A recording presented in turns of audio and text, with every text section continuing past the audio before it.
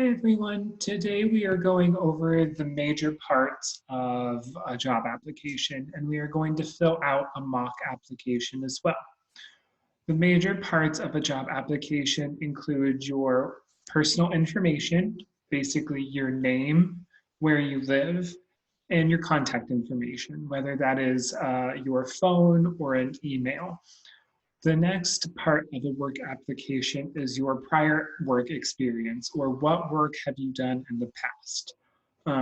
This portion kind of shows the job, what you have done in your past that would make you a good fit for the job that you are applying for now. The next part of the application usually is your education.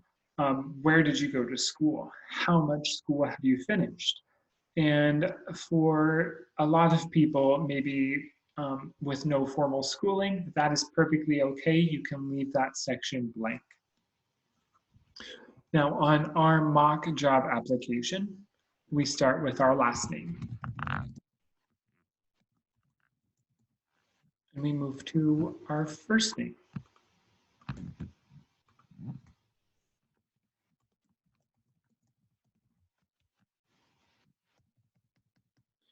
Now, on a lot of job applications, it asks for your social security number. If you do not feel comfortable putting that on a job application, that is perfectly okay. You can leave that section blank. And it will ask for your email. A lot of jobs now in the United States will contact you one of two ways, either through email or through phone. So you want to make sure that you add both to a job application. Next, they want to know if you are living in the same area that you are applying for a job. So they ask for your home address.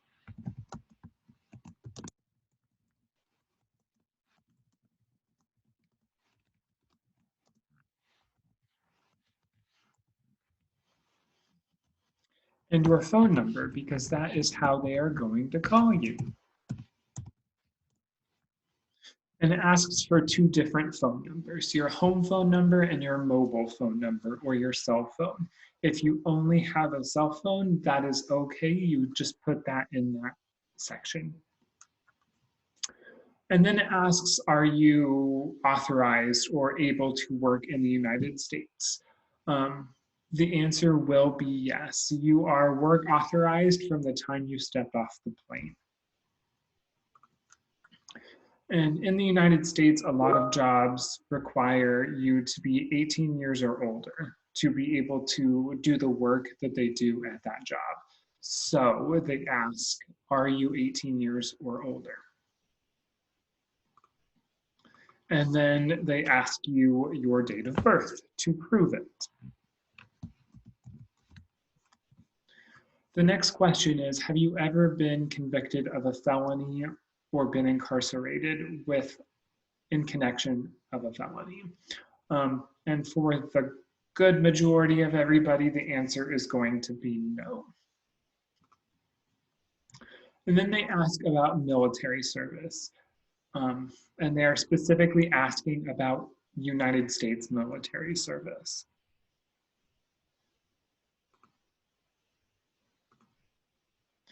And then they ask, because they want to get an idea of what type of job that you want, they're going to be asking, what position are you applying for?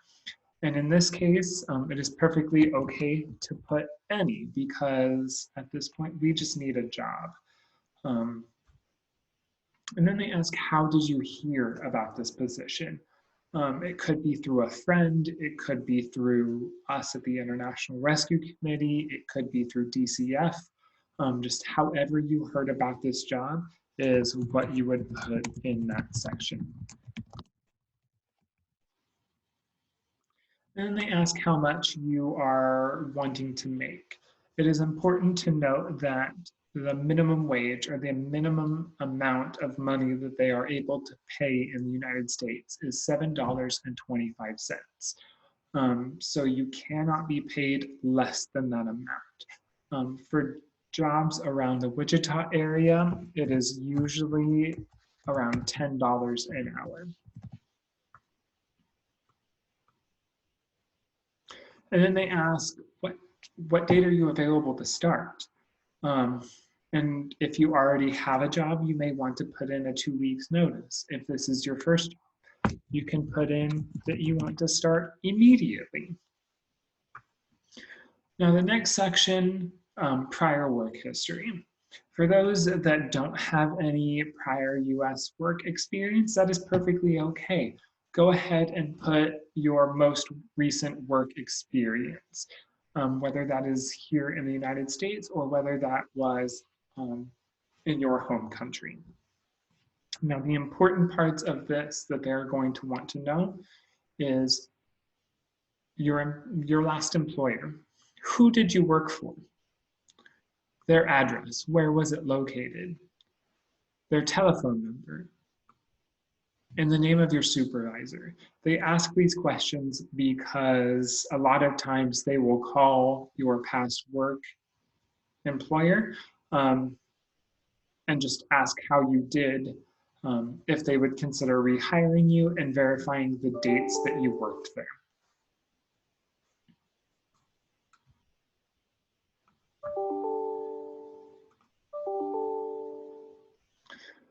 Now your education. This is the trickiest section. And it is okay if we don't have any formal schooling experience, it is okay to leave these sections blank. However, you can put under the other section, you can put the IRC, the year you completed, and what you are studying. And at the IRC, we offer English classes. And so you can put that you are attending English language training. So that way they know that even though we may not speak a lot of English now, we are working on it and trying to get better. Now the last section here is any other special skills that you have. If you speak more than one language, if you have been trained to do a certain type of job.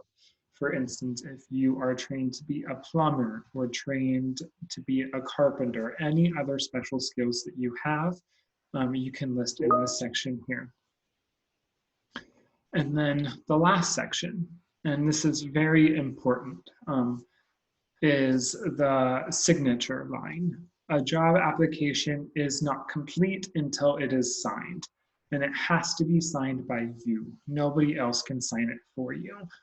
So with every job application that you turn in, you want to make sure that you are signing it. And that is the basics of a job application. If you have any questions, you can reach out to me or to Gideon or anybody else on our employment staff. Thank you.